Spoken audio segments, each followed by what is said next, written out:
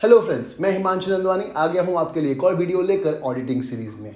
आज का जो वीडियो है उसका टॉपिक है रेजिग्नेशन ऑफ एन ऑडिटर, जो अलग होता है रिमूवल से। रिमूवल ऑफ एन ऑडिटर का टॉपिक बहुत लंबा है, उसको हम लोग किसी और वीडियो में कवर करेंगे, लेकिन आज का जो टॉपिक है वो है रेजिग्नेशन। जब ऑडिटर रिजाइन करना चाहे तो क्या प्रोसीजर है। छोटा सा टॉपिक है, बहुत ही छोटे वीडियो में कवर हो जाएगा। तो चलिए स्टार्ट करते हैं, लेकिन स्टार्ट करने से पहले मैं एक बार लेमन टर्म्स में समझा देता हूं कि क्या है रेजिग्नेशन। देखिए, जब ऑडिटर चाहता है कि वो नहीं कंटिन्यू करना चाहता अपना काम कंपनी के साथ, जो XYZ कोई भी रीजंस की वजह से हो सकता है, बहुत सारे रीजन हो सकते हैं। अभी हम लोग रीजंस की बात नहीं कर रहे, हम लोग प्रोसीजर की बात कर रहे हैं। तो वो एक रेजिग्नेशन लेटर लिख सकता है और कंपनी को बता सकता है कि हाँ भाई, मैं कंटिन्यू नहीं करना चाहता। उसको कंपनी को लेटर देना पड़ेगा, साथ में ROC को देना पड़ेगा, और अगर वो गवर्नमेंट कंपनी में है तो साथ में CADG that is controller and auditor general को भी देना पड़ेगा।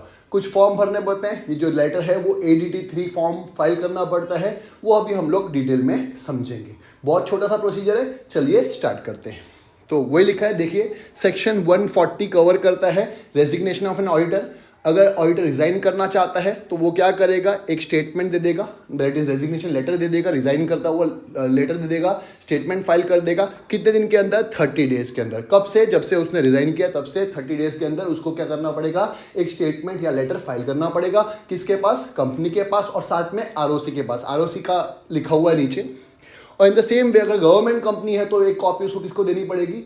CADG that is controller and auditor general of India को भी देनी पड़ेगी। तो वो लिखा हुआ है, in case of government company और government own company the auditor has to file such statement with controller and auditor general of India that is CADG को भी एक कॉपी देनी पड़ेगी। सिंपल।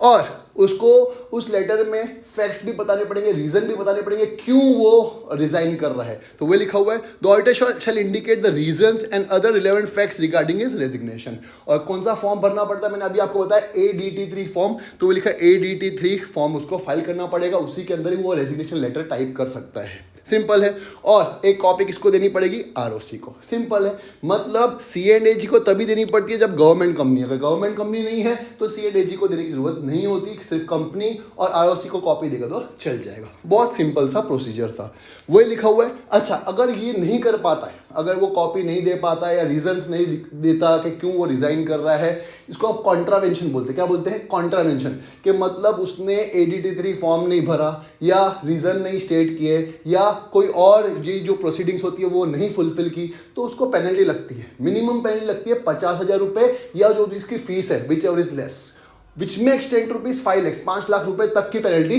जा सकती है। तो वो लिखा है, देखिए ध्यान से, if the auditor does not fit his file his statement of resignation, मतलब अगर वो अपना जो स्टेटमेंट है वो फाइल नहीं करता है, किसके पास? ROC के पास, या कंपनी के पास, या अगर गवर्नमेंट कंपनी है तो CADG के पास, तो उसको पेनल्टी लगती है। कितने रुपए की? मिनिमम 50,000 रुपये, और अमाउंट इक्वल टू रेम्यूनरेशन, जो उसकी रेम्यूनरेशन है, विच एवर इज लेस। ये मिनिमम पेनल्टी है। कितनी?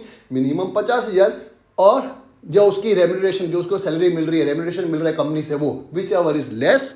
और अगर वो कंटिन्यू करता है, मतलब पेनल्टी लगने के बाद भी उसने अपनी गलती सुधारी नहीं, या स्टेटमेंट फाइल नहीं किया, ADT 3 जो फॉर्म है वो नहीं भरा, या रीजंस नहीं बताया कि क्यों रिजाइन कर रहा है, तो उसकी पेनल्टी कंटिन्यू चलती रहेगी। कितने रुपए की? 500 रुपीज पर डे। जब तक उसका ये जो अपनी गलती है वो सुधारता नहीं है, तो हर रोज की 500 रुपये उसकी पेनल्टी चलती जाएगी। और कब तक? मैक्सिमम कितनी होगी?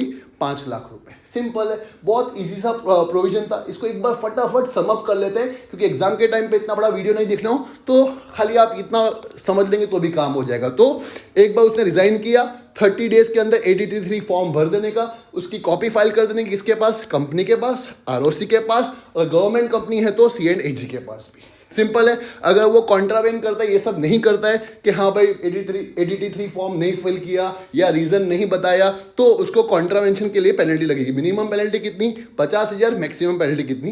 5 लाख रुपए। सिंपल है, एकदम इजी सा प्रोसीजर था। मुझे उम्मीद है आपको समझ में आ गया होगा, और अगर आपको लगता है कि मेरा वीडियो हेल्पफुल था तो मुझे उम्मीद है आप अपने फ्रेंड्स के साथ जरूर शेयर करेंगे। मिलते हैं नेक्स्ट वीडियो में कोई नई टॉपिक के साथ। बाय।